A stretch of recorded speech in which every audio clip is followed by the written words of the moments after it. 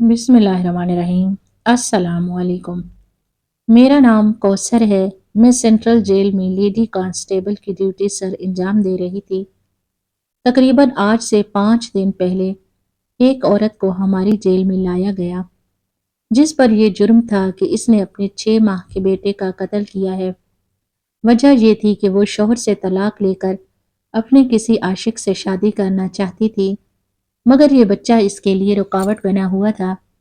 جب اس نے بچے کو قتل کیا تو اس کے شوہر نے اسے پولیس کے حوالے کر دیا تھا اور اس نے اپنا جرم بھی قبول کر لیا۔ اب 1 ماہ بعد اسے سزائے موت ہو جانی تھی اور میری ڈیوٹی اسی عورت کے ساتھ لگائی گئی تھی۔ اس عورت کا نام حمیرہ تھا۔ آج اس کا شوہر اس سے ملاقات کرنے آیا تھا۔ وہ کہنے لگا، حمیرہ، تم نے ہمارے بچے کے ساتھ کتنا ظلم کیا ہے۔ میں جانتا ہوں کہ تمہیں مجھ سے نفرت تھی، مگر تم نے اس بچے کی جان کیوں لی؟ میرے کانوں میں اس کی کلکاریاں گونجتی ہیں، میں تڑپتا رہتا ہوں۔ ایک لمحے کے لیے بھی میری آنکھوں کے سامنے سے احمد کی شکل نہیں ہٹتی۔ مجھے وہ بہت یاد آتا ہے۔ حمیرہ، تم نے یہ سب کیوں کر دیا؟ تم اگر اس سے جان چھڑوانا چاہتی تھی تو تم اسے میرے سپرد کر کے چلی جاتی۔ میں اف تک نہ کرتا، مگر تم نے میرے بچے کی جان کیوں لی؟ حمیرہ کا شوہر پھوٹ پھوٹ کر رو رہا تھا۔ یہ منظر دیکھ کر میرا دل کٹنے لگا۔ پھر اس کا شوہر بولا، میں جانتا ہوں تم کاشف کو پسند کرتی ہو، اس کی وجہ سے تم نے اپنے بچے کو مارا ہے تاکہ پھر میں تمہیں طلاق دے دوں اور تم اس سے شادی کر لو۔ مگر تمہیں یہ علم کہاں تھا کہ تم تو جیل کی سلاخوں کے پیچھے آ جاؤ گی۔ اب مجھے بتاؤ میں کیا کروں، میں کہاں جاؤں؟ تم نے تو اپنے عشق کے آگے میرا ہنستا بستا گھر اجاڑ کر رکھ دیا ہے۔ تم نے میرا بچہ مار دیا ہے اور اب تم جیل میں بیٹھی ہو۔ حمیرہ اب بھی کچھ نہیں بولی تھی جبکہ اس کا شوہر ایسے ہی اداسی کی باتیں کر رہا تھا اور پھر 1 گھنٹے کے بعد اٹھ کر چلا گیا۔ تب مجھے ساری کہانی سمجھ آئی تھی۔ 1 ماں کی آنکھوں پر محلے کے لڑکے کی عشق کی پٹی بندھی ہوئی تھی جس کی وجہ سے اس نے اپنے بچے کی جان لی تھی۔ اسے اپنے بچے پر ذرا بھی ترس نہیں آیا تھا۔ مجھے حمیرہ سے مزید نفرت ہونے لگی۔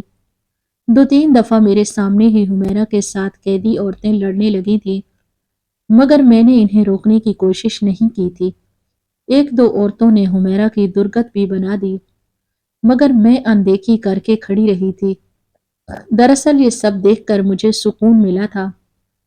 خیر کافی دن گزر گئے تھے حمیرہ کو قید میں آئے ہوئے، کیونکہ اسے قید میں 1 ماہ ہو گیا تھا۔ آج حمیرہ کی ماں اس سے ملنے آئی ہے۔ میں یہ سوچنے لگی کہ آج سے پہلے اس کی ماں کہاں تھی، وہ اپنی بیٹی سے ملنے کیوں نہ آئی؟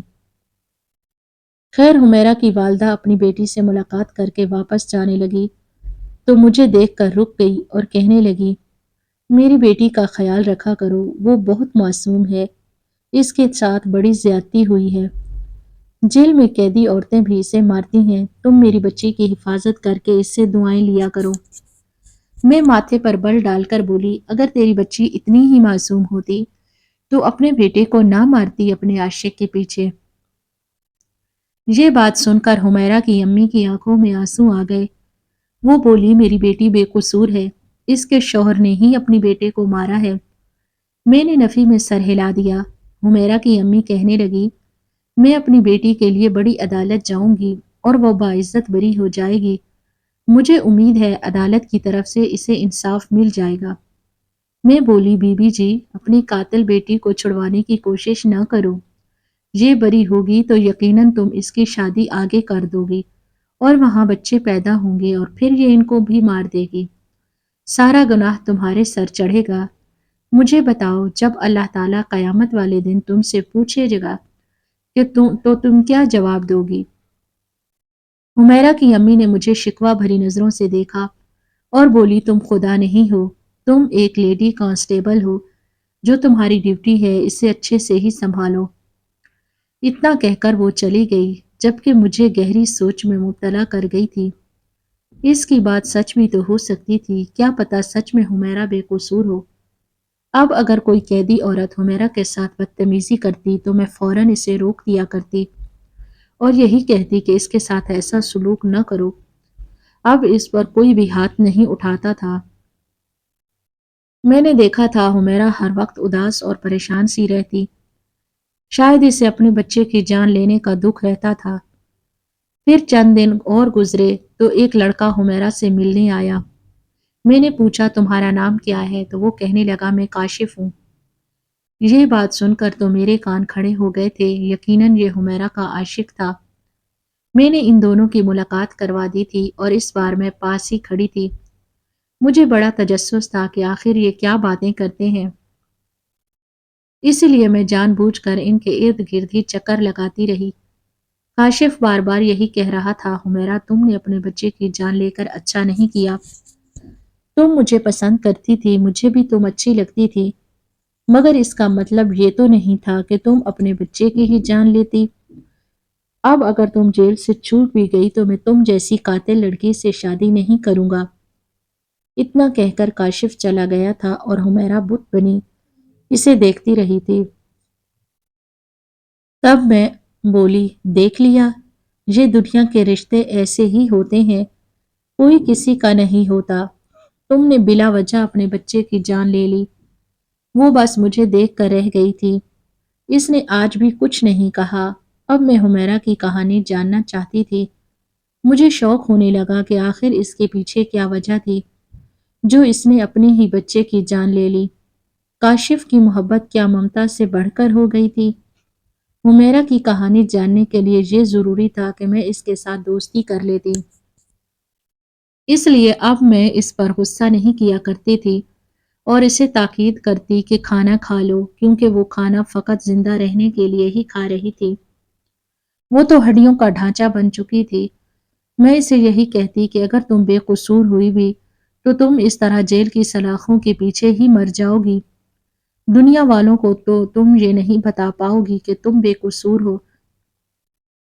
وہ یہ سب سنتی رہتی اور پھر ایک دن مجھے کہنے لگی میں زندہ نہیں رہنا چاہتی، میں لعنت بھیجتی ہوں ایسی زندگی پر، میں مر جانا چاہتی ہوں، مجھے یہ دنیا ہی اچھی نہیں لگتی۔ اب مجھے محسوس ہوا تھا کہ حمیرہ کی خاموش رہنے کے پیچھے وجہ تھی کہ وہ ڈپریشن کا شکار ہو چکی تھی۔ ظاہر سی بات ہے انسان وقتی محبت کے جال میں پھنس کر اگر اپنے بچے کو نقصان پہنچا بھی دے تو وہ بعد میں یہ سب سوچ سوچ کر ہی پاگل ہو جائے گا۔ مگر اب وہ اسے یاد کرتی تھی، شاید اسے اپنے بچے کو مار دینے کا صدمہ ہو گیا تھا۔ وہ مر جانا چاہتی تھی، وہ زندہ نہیں رہنا چاہتی تھی۔ اس کی امی نے کہا تھا کہ میں بڑی عدالت میں تمہارا کیس لے کر جاؤں گی، مگر حمیرہ نے اپنی امی کو اپنے سر کی قسم دے دی اور کہا کہ آپ مجھے سزا کاٹ لینے دیں، میں بری نہیں ہونا چاہتی۔ مگر پھر بھی اس کی امی نے اپنی بیٹی کے لیے عدالت میں دوبارہ اپیل کر دی تھی۔ پہلی پیشی پر میں اس کے ساتھ نہیں گئی کیونکہ دوسری کانسٹیبل چلی گئی تھی۔ جب وہ واپس آئی تو میں نے پوچھا کہ تم نے جج سے کیا کہا؟ تو حمیرہ میری آنکھوں میں آنکھیں ڈال کر بولی میں نے عدالت کے سامنے اعتراف جرم کر لیا ہے اور ان سے کہا کہ میری سزا پھانسی سے کم نہیں ہونی چاہیے۔ اس کی بات سن کر میں ایک دم سے چونک گئی تھی، اس کے پیچھے کیا وجہ ہے؟ تب وہ کہنے لگی جب میرا احمد ہی زندہ نہیں ہے تو میں نے جی کر کیا کرنا ہے؟ پھر میں بولی تم نے احمد کو قتل کیوں کیا تھا؟ حمیرہ کہنے لگی ہاں مجھے احمد کے قتل کی سزا ملی ہے۔ اب وہ مجھ سے کھل کر اپنے دکھ کا اظہار کرنے لگی تھی، مجھ سے بھی بات کر لیا کرتی تھی۔ مجھے ایک دن کہنے لگی میرا احمد میری طرف دیکھ کر مسکراتا رہتا تھا، مجھے ہاتھوں سے اشارے کر کے اپنے پاس بلاتا، جب میں کام کاج کر کے واپس آتی تو وہ میری طرف دیکھ کر مچل جاتا تھا، مجھے کہتا کہ مجھے اٹھا لو، پر میری مجبوری تھی، میں اسے اٹھا نہیں پاتی تھی۔ میں اس کی بات سن کر چونک گئی۔ میں بولی تمہاری کیا مجبوری تھی کہ تم اپنے بچے کو ہی نہیں اٹھا پائی؟ تب میں نے اس کا چہرہ زرد ہوتے ہوئے دیکھا تھا، اس نے جلدی سے آنسو صاف کیے اور لیٹ گئی، کہنے لگی مجھے نیند آ رہی ہے، تم یہاں سے جاؤ۔ اب مجھے لگنے لگا تھا کہ شاید حمیرہ قتل کرنے سے پہلے بھی اپنے بچے پر ظلم کرتی رہتی تھی، ہو سکتا ہے کہ اسے دودھ کے لیے بھی ترساتی ہو۔ خیر مجھے دن بدن حمیرہ کے ساتھ نفرت ہوتی جا رہی تھی، مگر میں پھر بھی اس کے ساتھ اچھی تھی کیونکہ میں اس کا راز جاننا چاہتی تھی۔ عدالت نے حمیرہ کو ایک بار پھر سزائے موت سنا دی تھی۔ جس دن حمیرہ کو موت کی سزا ہوئی وہ بہت خوش تھی۔ میں نے اس کی خوشی کی وجہ پوچھی تو وہ کہنے لگی، اب میں اپنے بیٹے کے پاس چلی جاؤں گی اور ہمیشہ ہمیشہ کے لیے اس کے ساتھ رہوں گی۔ میں بولی، اس دنیا میں تمہیں کاشف کی محبت نے اس قدر اندھا کر دیا تھا کہ تم اپنے بچے کا خیال نہیں رکھ پائی۔ تمہیں کیا لگتا ہے مرنے کے بعد اللہ تم دونوں کو ملا دے گا؟ تو اس نے کندھے اچکا دیے اور کہنے لگی، مجھے نہیں معلوم کہ آگے میرے ساتھ کیا ہوگا، مگر میری یہی دعا ہے کہ اگلے جہان مجھے میرا بیٹا مل جائے۔ خیر ہائی کورٹ نے حمیرہ کو سزائے موت سنا دی تو اس کے بعد حمیرہ کی والدہ نے سپریم کورٹ میں التجا کر دی تھی، اور جب اس کی امی اس سے ملنے آئی تو وہ اپنی امی سے لڑتی جھگڑتی رہی تھی۔ کہنے لگی، آپ نے ایسا کیوں کیا ہے؟ آپ نے میرے لیے عدالت کا دروازہ کیوں بجایا؟ میں جینا نہیں چاہتی، میں چاہتی ہوں کہ اپنے بیٹے کے پاس چلی جاؤں، اور آپ ہیں کہ بہانے بہانے سے میری سزا معاف کروانے کے چکروں میں ہیں۔ میں زندہ نہیں رہنا چاہتی۔ حمیرہ کی والدہ کہنے لگی، تمہیں میرے سر کی قسم، اس بار تم عدالت میں جھوٹ نہیں بولو گی، تم ایک بات سچ بتاؤ گی۔ حمیرہ خالی خالی نظروں سے اپنی والدہ کو دیکھتی رہی تھی۔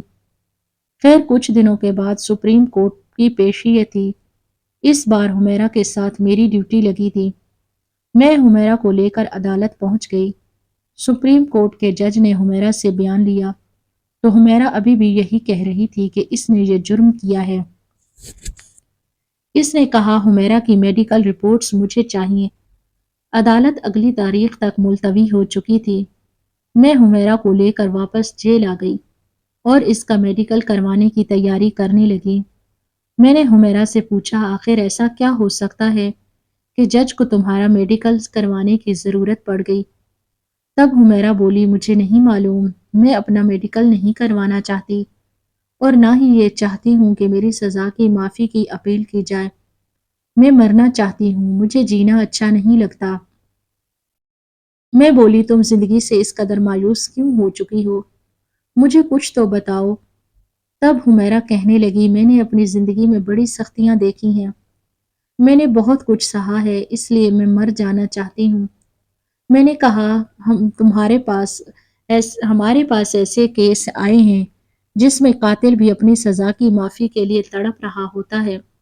وہ چاہتا ہے کہ اسے معافی مل جائے، اسے ایک موقع دے دیا جائے، پھر تم کیوں نہیں چاہتے؟ تب وہ رونے لگی تھی، بولی، میری عمر ابھی کم ہے، میں یہاں سے چھوٹ گئی تو شاید میرے والدین میری دوسری شادی کر دیں گے، مگر میں شادی نہیں کرنا چاہتی، مجھے مرد ذات سے شدید نفرت ہے۔ میں بولی، اچھا ایسا کیوں ہے؟ تو وہ کہنے لگی، چند برس پہلے میری شادی ہوئی تھی، میرا شوہر اختر ایک اچھا انسان تھا، ہم دونوں ایک دوسرے کا خیال رکھا کرتے تھے، وہ مجھ پر جان نچھاور کرتا تھا، سب کچھ اچھا چل رہا تھا، پھر میں امید سے ہو گئی تو اختر میرا اور بھی خیال رکھنے لگا، مجھے لگا میری زندگی میں اب کسی چیز کی کوئی کمی نہیں ہے، اب ہمارے پاس ہر چیز موجود ہے، لیکن پھر ہماری زندگی میں ایک تیسرا شخص داخل ہو چکا تھا جس کی وجہ سے ہمارا سکون چین سب کچھ خراب ہو گیا۔ میں چونک گئی تھی، مجھے لگا شاید حمیرہ ابھی کاشف کا نام لے لے گی کیونکہ اختر اور حمیرہ کی زندگی میں کاشف ہی تو آیا تھا، لیکن وہ بولی، ہماری زندگی میں ندا آ گئی تھی۔ میں نے حیرت سے حمیرہ کی طرف دیکھا، وہ بولی، ہاں میں سچ کہہ رہی ہوں، ہمارے پڑوس میں ایک لڑکی آئی تھی ندا، وہ بہت حسین تھی، بہت پیاری تھی، میرے شوہر نے اسے دیکھا تو وہ اس پر لٹو ہو گیا تھا، مجھے اس بارے میں کچھ معلوم نہیں تھا، مگر اختر مجھ سے اکثر یہی کہتا تھا کہ ہمارے محلے میں ایک نئی لڑکی آئی ہے، اس کا نام ندا ہے، تم اس سے مل جل لیا کرو، وہ بیچاری تنہا رہتی ہے۔ تب میں اپنے شوہر کو راضی کرنے کے لیے اس لڑکی سے ملنے لگی تھی، میری اور اس کی اچھی خاصی دوستی بھی ہو گئی تھی۔ میں ندا کو اپنے گھر بلاتی تو اختر بہت خوش ہوتا، ان دنوں طبیعت بہت خراب تھی۔ ان دنوں احمد اس دنیا میں آنے والا تھا۔ تب اختر مجھ سے کہتا کہ تم ندا کو اپنی مدد کے لیے بلا لو۔ میں اکثر اسے بلا لیا کرتی تھی، مگر مجھے کہاں معلوم تھا کہ یہی عورت میری خوشیوں کی قاتل نکلے گی۔ اور پھر ایک دن ندا میرے کچن میں چائے بنا رہی تھی اور میں اپنے کمرے میں لیٹی آرام کر رہی تھی۔ مجھے خیال آیا کہ مجھے بھی ندا کے پاس چلے جانا چاہیے۔ میں آرام کر رہی ہوں اور وہ میرے گھر میں کام کر رہی ہے۔ اس لیے میں کچن میں گئی تو یہ دیکھ کر حیران رہ گئی کہ ندا اور اختر ہاتھوں میں ہاتھ پکڑے بیہودہ باتیں کر رہے تھے۔ اختر ندا سے کہنے لگا میں تمہیں بہت جلد اپنا لوں گا۔ یہ سب دیکھ کر میں تو پھٹ پڑی تھی۔ میں بولی اچھا تو یہ سب ہو رہا ہے میری ناک کے نیچے۔ مجھے تو لگا تھا کہ ندا تم میری دوست ہو، مگر تم نے تو میری ہی جڑیں کاٹ دی ہیں۔ اور اختر مجھے تم سے ان سب کی توقع نہیں تھی۔ اختر نے میرے منہ پر تھپڑ مار دیا۔ وہ پہلا دن تھا جب اس نے مجھ پر ہاتھ اٹھایا تھا۔ اس کے بعد اختر نے مجھے دن رات مارا پیٹا، یہاں تک کہ وہ چاہتا تھا کہ میرا بچہ اس دنیا میں آنے سے پہلے ہی ختم ہو جائے۔ وہ مجھے ایسے مارتا تھا کہ میری روح تک کانپ جاتی۔ ایک دن اختر نے مجھے میرے بازو پر مارا اور میرا بازو ٹوٹ گیا تھا۔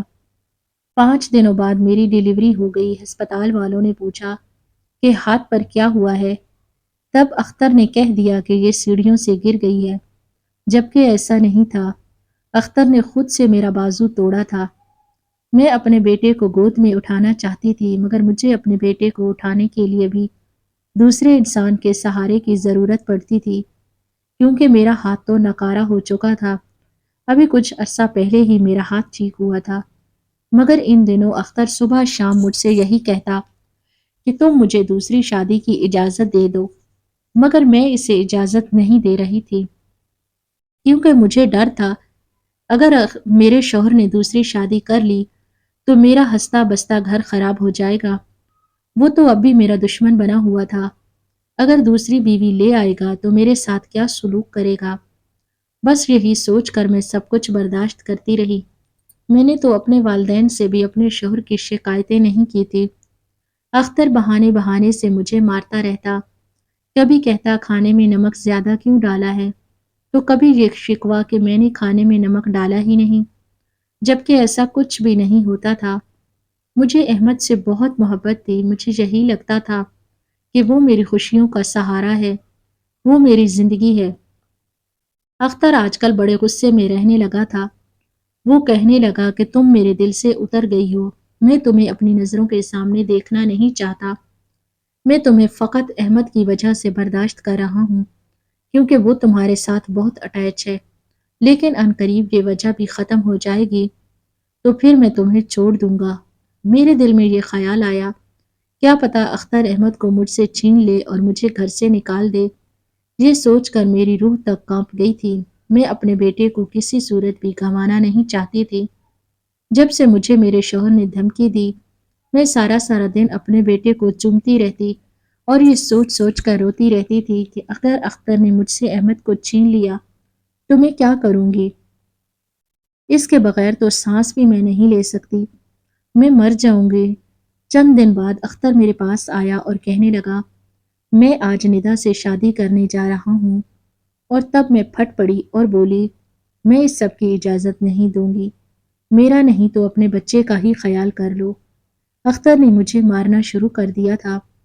پھر اختر احمد کو اٹھا کر کہنے لگا یہ دیکھو اب میں کیا کرتا ہوں۔ اس نے بہت زور سے احمد کو زمین پر پھینکا تھا اور وہ زمین پر گرا تو زور زور سے رونے لگا۔ اس کے بعد وہ مکمل طور پر خاموش ہو گیا تھا۔